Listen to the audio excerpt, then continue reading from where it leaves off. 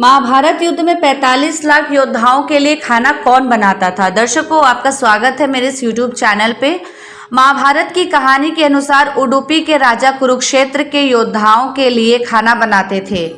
उडुपी के राजा श्री कृष्ण के मूंगफली खाने के अंदाज को देखकर समझ जाते थे कि युद्ध में कितने योद्धा मरने वाले हैं। इस आधार पर अगले दिन बनने वाले भोजन की मात्रा का निर्णय लिया जाता था। सबसे खास बात यह है कि भोजन इतनी सही मात्रा में बनाया जाता था कि ना ही भोजन कम पड़ता और ना ही व्यर्थ होता था। इसका रहस्य श्री कृष्ण से जुड़ा हुआ है।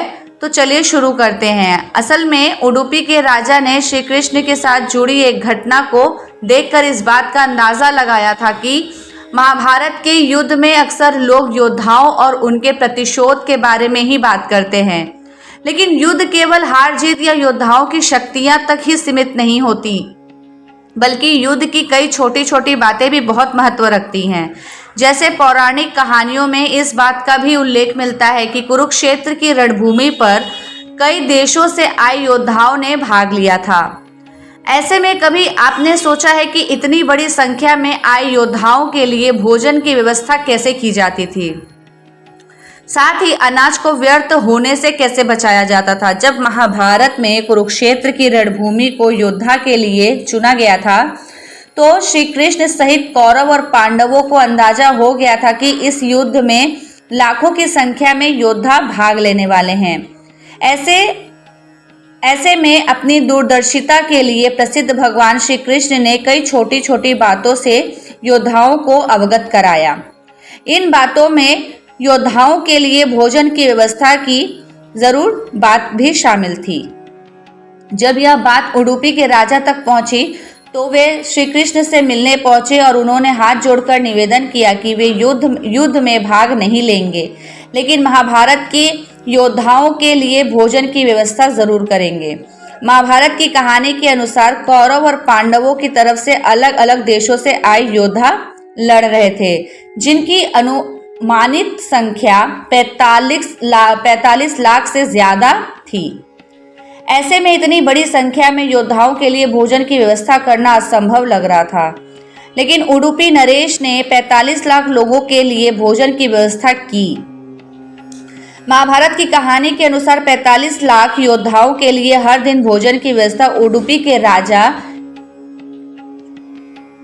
पेरुंजोत्रुथियन किया करते थे। उनके साथ सहायक के तौर पर कुछ और राजा भी शामिल थे जो अन्न की सामग्री का प्रबंध किया करते थे। कुरुक्षेत्र की रणभूमि पर रोजाना हजारों योद्धाओं की मौत हो जाती थी। ऐसे में इस बात का लेखा जोखा रखना बहुत मुश्किल था कि अगले दिन भोजन कितनी मात्रा में बनाना है। महाभारत की कहानी के अनुसार हजारों योद्धाओं की मौत के बाद भी योद्धा युद्ध में अपने अपने पक्ष की तरफ से लड़ते थे। वहीं कुछ और योद्धा युद्ध में शामिल होने के लिए पहुंच जाते थे। ऐसे में भोजन का लेखा जोखा तैयार करना बहुत मुश्किल हो जाता था, लेकिन उडुपी के राजा ने इस समस्या का एक ऐसा रास्ता तलाशा था जिससे सही मात्रा में भोजन बनाना आसान हो जाता था। उडुपी के राजा ने एक ऐसा तरीका ढूंढ निकाला था जिससे कि भोजन को बर्बाद होने से रोका जा सकता था। उडुपी नरेश अपनी समस्या लेकर श्री कृष्ण के पास गए।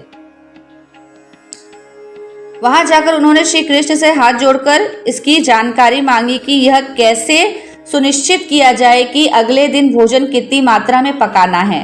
श्री कृष्ण उडुपी नरेश की बात सुनकर मुस्कुराए और उन्होंने मूंगफली खाने शुरू कर दी।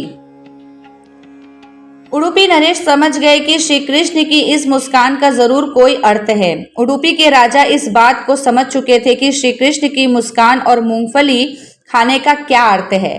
उन्होंने अंदाजा लगाया कि श्री कृष्ण जितनी मूंगफलियों को खाते थे अगले दिन युद्ध में उतने ही योद्धा मारे जाते थे। इसका अर्थ यह है कि श्री कृष्ण स्वयं काल का रूप लेकर उन योद्धाओं को निगल लेते थे। वहीं जितनी मूंगफलियां थाली में बच जाती थी उतने योद्धा जीवित रहते थे। महाभारत में यह घटना किसी आश्चर्य से कम नहीं है कि उडुपी के राजा श्री कृष्ण के मूंगफली खाने की घटना से कैसे कुरुक्षेत्र के योद्धाओं की मौत का आंकड़ा निकाला करते थे। इस वजह से 18 दिनों तक चले इस युद्ध में एक दिन भी न खाना बर्बाद हुआ और ना ही किसी योद्धा को खाना कम पड़ा। वीडियो अच्छी लगी हो तो वीडियो को लाइक और चैनल को सब्सक्राइब जरूर करें।